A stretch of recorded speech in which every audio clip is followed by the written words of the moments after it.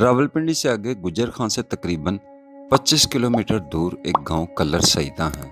मजमूई तौर पर यह गांव एक पुरसकून जगह है जहां चारों तरफ हरियाली, खेत, ऊंची नीची पहाड़ियां, बल खाती दाएं बाएं जाती सड़क है जिस पर कम ट्रैफिक गुजरती है। यहाँ मुख्तलिफ परिंदों की दिलकश आवाज़ें सुनकर माहौल में एक अजीब सी दिलकशी महसूस होती है।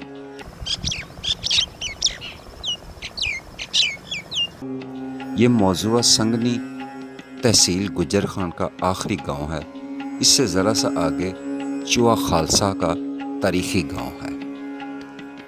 यहाँ पहुंचकर इर्द गिर्द देखा तो एक मज़ार का गुंबद साफ नज़र आ रहा था जो कि संगनी किला के अंदर मौजूद है। इस मज़ार से कुछ फासले पर एक और मज़ार भी बना हुआ है जहाँ जाना इतना आसान नहीं।